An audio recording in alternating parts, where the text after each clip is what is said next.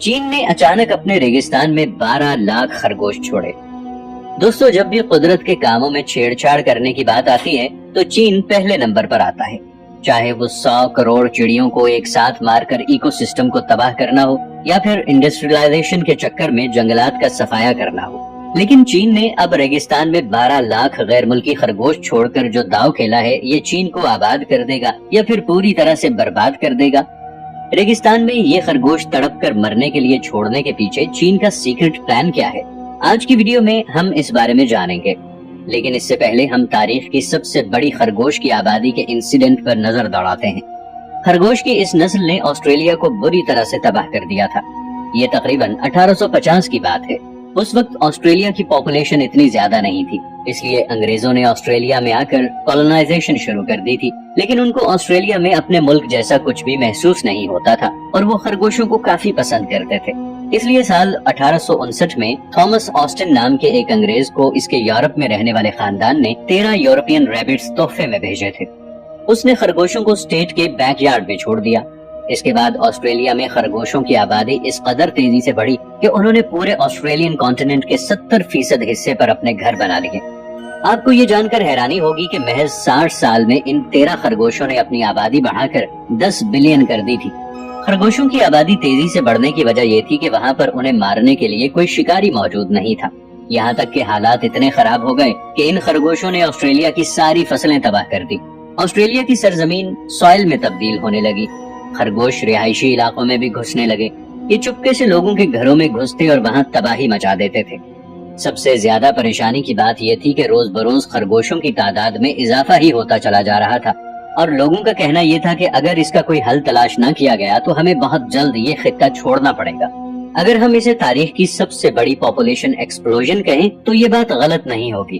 یہ ہر سال 80 میل کے علاقے کو اپنے انڈر لے کر ہر سٹیٹ ہر جگہ تک پہنچ جاتے تھے، یہاں تک کہ کچھ علاقوں میں بارڈر فینس بھی لگا دی گئی تھی اور زہریلی گولیاں بھی پھینکی گئی تھی کہ جنہیں کھا کر خرگوش مر جائیں، لیکن کوئی بھی طریقہ کارگر ثابت نہ ہوا۔ یہ خرگوش گڑھے کھود کر اپنا گھر بنا لیتے، اس لیے کسانوں کو یہ حق دیا گیا کہ وہ ان کا گھر تباہ کر سکتے ہیں، لیکن اس سے بھی کچھ خاص فرق نہیں پڑا تھا۔ کچھ لوگوں نے تو یہ تک کہہ دیا کہ خرگوشوں نے ہم پر حملہ کرنے کی کوشش کی ہے، چونکہ یہ وائلڈ ریبٹ تھے تو جب ان کو کھانا نہیں مل پاتا تھا تو یہ خرگوش چڑچڑے ہو جاتے تھے اور حملہ کرنے میں دیر نہیں کرتے تھے۔ تبھی آسٹریلین گورنمنٹ نے ایک سنگین فیصلہ کیا اور چند وائلڈ ریبٹس کو پکڑا اور ان کے جسم میں میکزوماٹوسس نام کے ایک وائرس کو انجیکٹ کر دیا، پھر ان خرگوشوں کو جنگل میں چھوڑ دیا۔ یہ وائرس خرگوشوں میں ایک ایسی بیماری پیدا کر دیتا تھا جس سے تڑپ کر ان کی موت ہو جاتی تھی۔ بہت سے ممالک نے آسٹریلیا کے اس فیل کی بہت مذمت کی، کیونکہ آسٹریلیا پہلا ایسا ملک تھا جس نے جان بوجھ کر جانداروں میں یہ وائرس پھیلایا تھا، لیکن آسٹریلیا پر کوئی اثر نہ ہوا اور وہ کئی سال تک خرگوشوں میں وائرس انجیکٹ کرتا رہا، اور اس طرح وائرس ایک خرگوش سے دوسرے خرگوش میں منتقل ہونے سے بہت سے خرگوش مارے گئے۔ اس طرح آسٹریلیا میں خرگوشوں کی تعداد کم ہو کر 1 بلین تک رہ گئی۔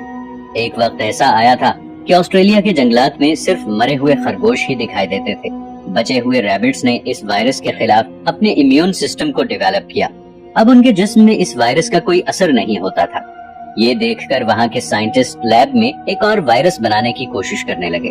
دوستو، 80 کی دہائی میں آسٹریلین سائنٹسٹ RHDV یعنی ریبٹ ہیموریجک ڈیزیز وائرس بنانے میں کامیاب ہو گئے۔ یہ وائرس ریبونوکلک ایسڈ سے بنا ہوا تھا۔ جب خرگوش اس وائرس کی زد میں آتے تو بے سدھ ہونے لگتے اور 48 گھنٹوں کے دوران ان کی موت واقع ہو جاتی۔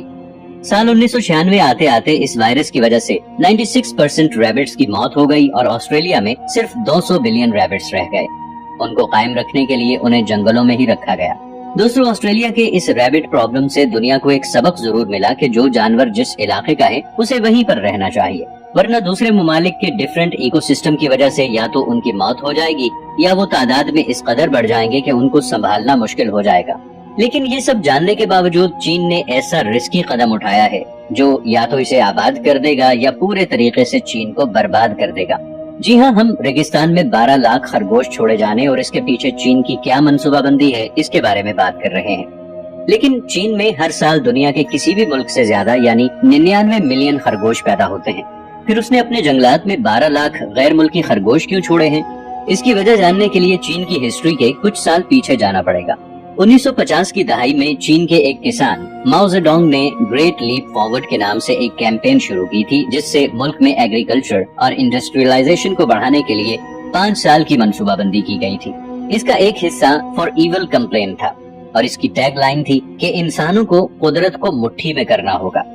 इसके तहत माओ जेडोंग की मंसूबाबंदी थी कि वो सारी ऐसी चीजों को जो खेतों को नुकसान पहुंचाती हैं, उनका जड़ से खात्मा कर दिया जाए। इसके लिए उन्होंने जो सबसे पहला काम किया वो ये था कि उन्होंने चिड़ियों को मारना शुरू कर दिया। उन्हें खेत के पास जहाँ भी चिड़ियां नजर आती थी तो वो जोर जोर से बर्तन बजाना शुरू कर देते थे कि चिड़िया खेत तक पहुंच ही ना पाती थी। उन पर गोलियां बरसाई जा रही थी, उनका शिकार किया जा रहा था।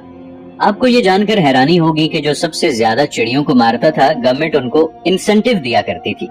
ऐसा इसलिए था कि चीन के किसानों का ये मानना था कि ये चिड़ियां हमारी फसल का 1 से 2% हिस्सा खा जाती हैं।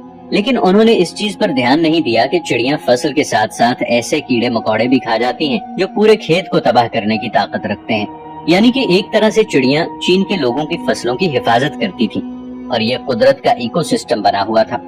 देखते ही देखते चीनियों ने चीन में मौजूद हर चिड़िया को मार दिया। इस तरह कीड़े मकोड़ों और चूहों की तादाद बढ़ने लगी और इन सब जानदारों ने मिलकर खेतों को तबाह करना शुरू कर दिया। ये देखकर चीनियों ने जहर छिड़क कर 1.5 बिलियन चूहे, 200 बिलियन मक्खियां और 24 बिलियन पाउंड इंसेक्ट्स को मार दिया। लेकिन इसका असर खेत में लगे अनाज पर भी पड़ा और चीन का एग्रीकल्चर बुरी तरह से तबाह हो गया। इससे वहाँ अगले 4 साल तक कहत साली पड़ी रही। करोड़ों लोगों की जानें गईं और कई जंगल सूख कर रेगिस्तान में तब्दील हो गए और इस गलती का नतीजा चीन आज भी भुगत रहा है। आज से तकरीबन 30 साल पहले 90 की दहाई में चाइना का रेगिस्तान 7.1 मिलियन स्क्वायर किलोमीटर बड़ा था, जो कि इस मुल्क की कुल जमीन का 5.9 मिलियन स्क्वायर किलोमीटर का तकरीबन 5वां हिस्सा था।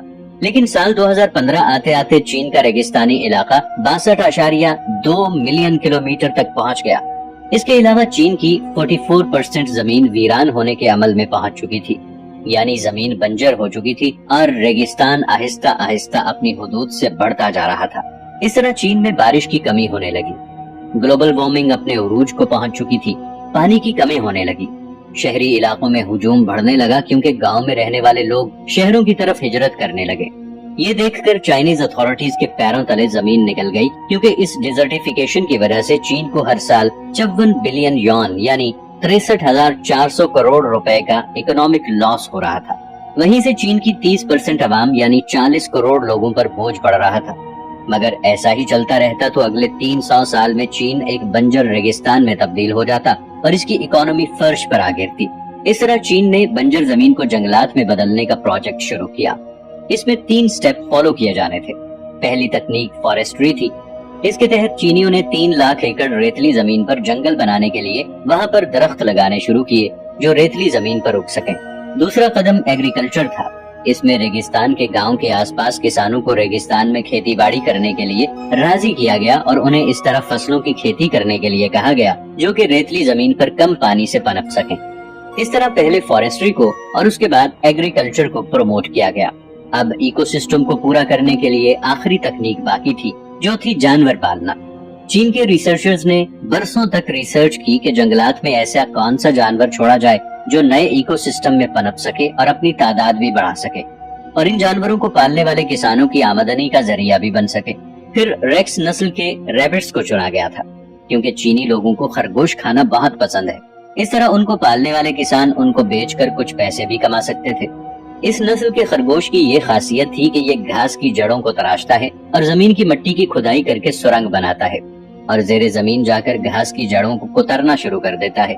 खरगोश के इस तरह करने से जमीन और ज्यादा फलती फूलती है और जब जमीन जरखेज होगी और जरखेज जमीन पर जो भी बीज गिराया जाएगा वो खुद ब खुद उगने लगेगा और यूं जंगलात का मसला भी हल हो जाएगा। खरगोशों की इस तरह खुदाई करना एक तरह से हल चलाने का काम है। इसके अलावा एक मादा रेक्स रैबिट एक साल में 40 अदद बच्चे पैदा कर सकती है। ये जानदार किसी भी इकोसिस्टम के हिसाब से अपने जिस्म को ढाल लेते हैं। ऐसे में चीन ने 12 लाख गैर मुल्की रेक्स रैबिट्स लेकर अपने रेगिस्तान से बने जंगलात में छोड़ दिए। जब इन खरगोशों को छोड़ा गया था तो इनके लिए 100 किलोमीटर की जगह फाइनल की गई थी और इस 100 किलोमीटर रेगिस्तान में सिर्फ 3% यानी 3 किलोमीटर लैंड एरिया में ही दरख्त और पौधे थे। लेकिन कुछ ही साल में ये बढ़कर 84% तक पहुंच चुके हैं, यानी 100 में से 84 किलोमीटर जमीन जरखेज हो गई है, जहाँ पे घास, दरख्त, पौधे और फसलें पैदा हो रही हैं। लेकिन जैसा आपने ऑस्ट्रेलिया के केस में देखा, खरगोश वैसे तो फॉरेस्ट्री को प्रमोट करते हैं, लेकिन जब उनकी तादाद हद से ज्यादा बढ़ जाए तो वो पूरे जंगल को तबाह भी कर सकते हैं। तो देखना यह है कि आगे क्या होता है। तो दोस्तों, चीन ने अपने रेगिस्तान में 12 लाख खरगोश छोड़कर सही किया है या गलत? क्या हमको भी चीन जैसा रिस्की प्लान बनाकर अपने रेगिस्तान को जंगल में बदलने की कोशिश करनी चाहिए? हमें कमेंट्स में जरूर बताइएगा।